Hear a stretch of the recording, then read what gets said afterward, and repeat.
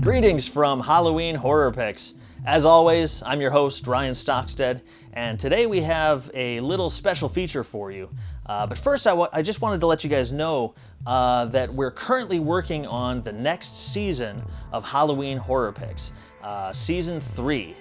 Look for new episodes starting the last week of September, and those will run all the way through October, right up until Halloween of 2016. Of course, in the meantime, you can always go back and watch the episodes from the first two seasons right here on the Pop Culture Beast YouTube channel. Please check them out. The other thing I wanted to talk to you guys about, I recently came into possession of a whole bunch of vintage horror movie press books from the 60s and 70s. Press books were advertising pamphlets created by the studios and production companies as a way for movie theater owners to promote their films.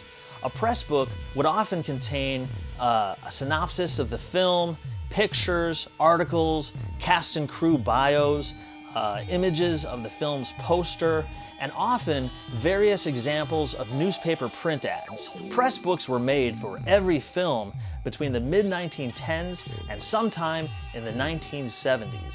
And pre-1960 press books tend to be very rare. Okay, so let's dive into the press books.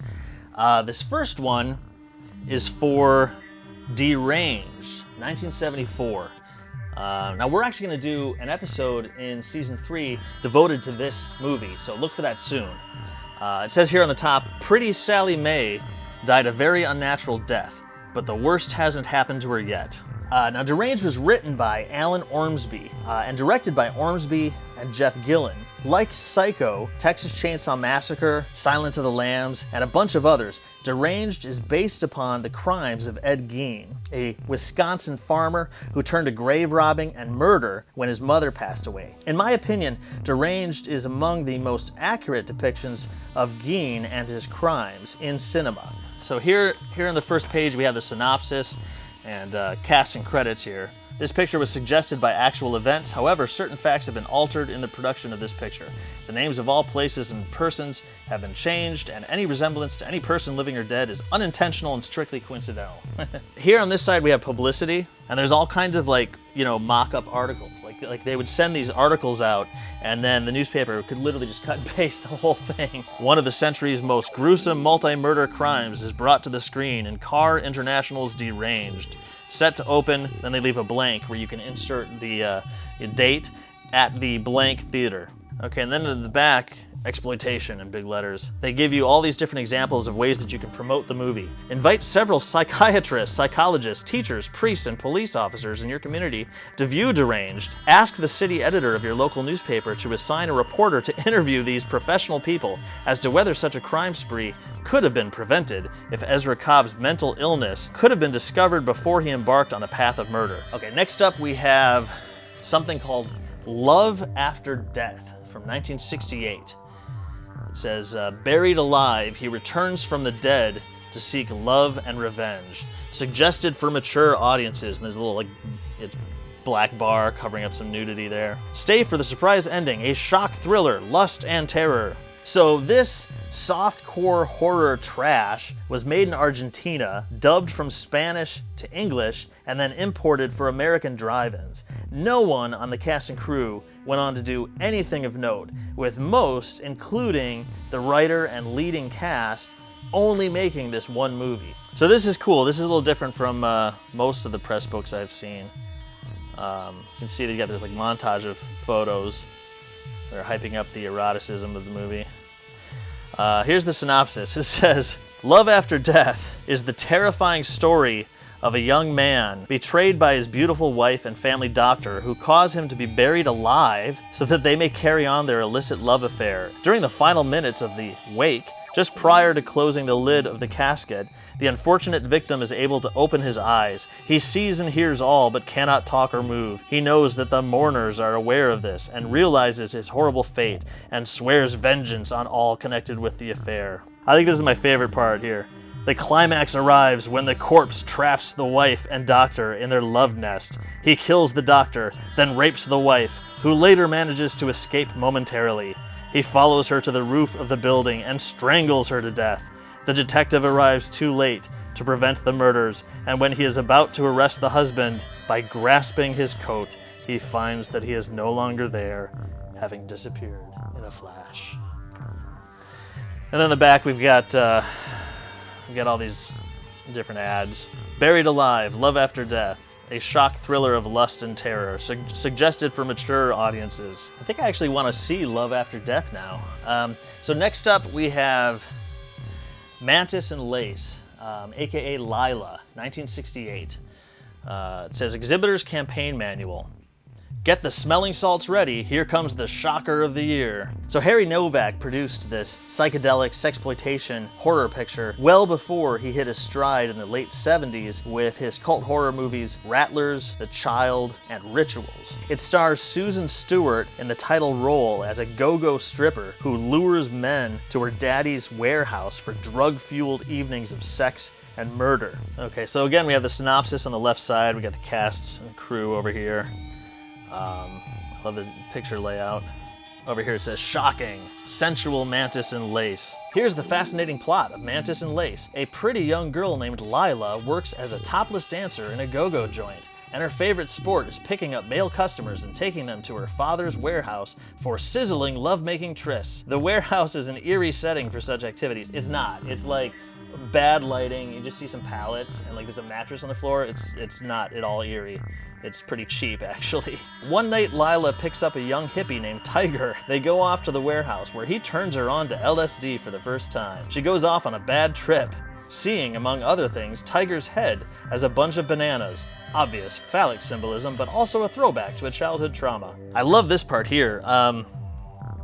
There's like a copy of a Western Union telegram, and it says, to Harry Novak, Box Office International. Twin Drive-In Theater, Cincinnati, Ohio, grossed more than $4,000 in bitter cold weather on Mantis and Lace, 11/27 till 12/3. This outgrossed The Other Side with a big major release. About 2-1, manager very happy with results. We have a real winner. Flash look at these figures. Biggest pre-Christmas opening, 30 hardtops and drive-ins, $41,872. I don't know about this banana trauma she suffered. I could understand like Brussels sprout trauma maybe, but I don't know about this banana trauma.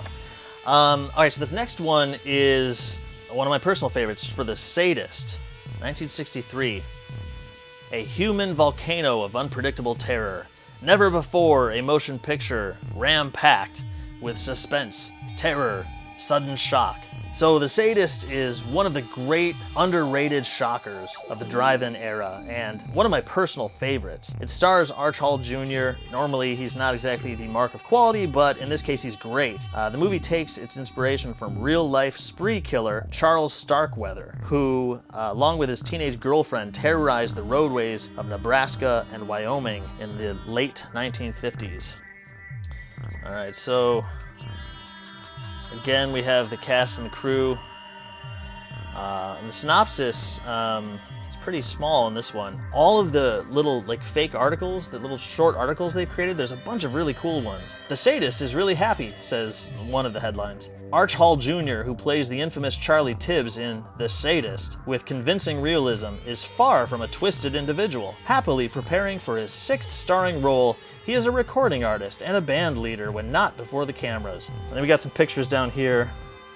This one says, Marilyn Manning and Helen Hovey star in the terrifying film The Sadist, opening blank at the blank. And then of course we got all of our ads here in the poster. A human volcano of unpredictable terror. Suspense, fear, sudden shock.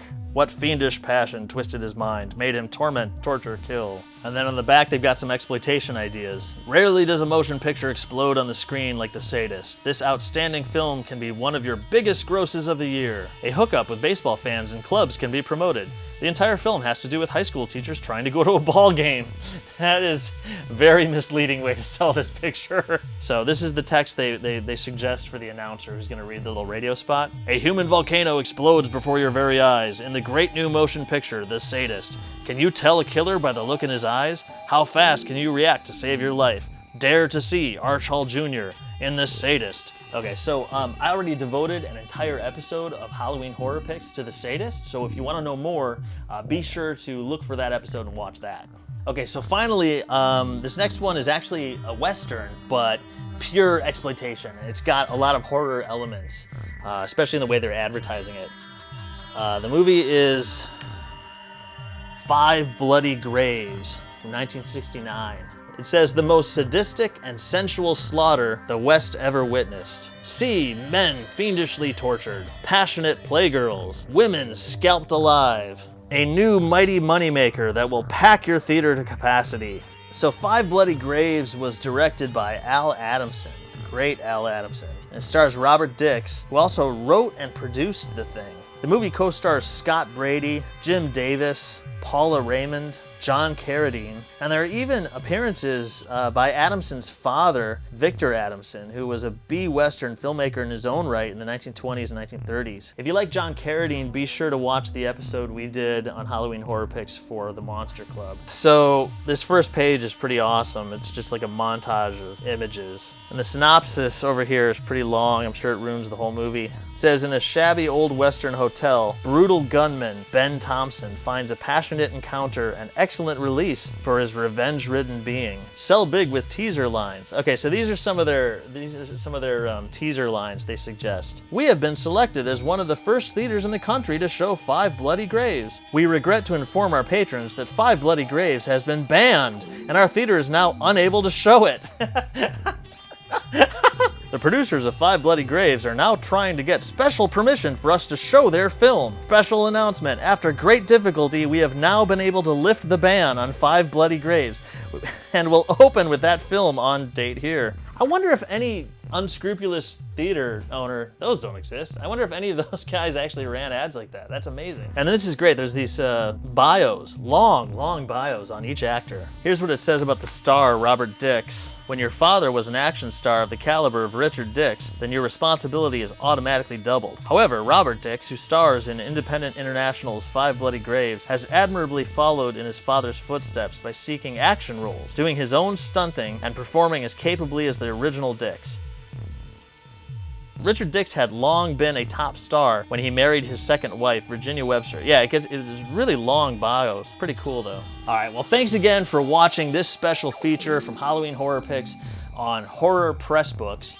If I get any more of those, I'll be sure to share them with you. I hope you guys liked it.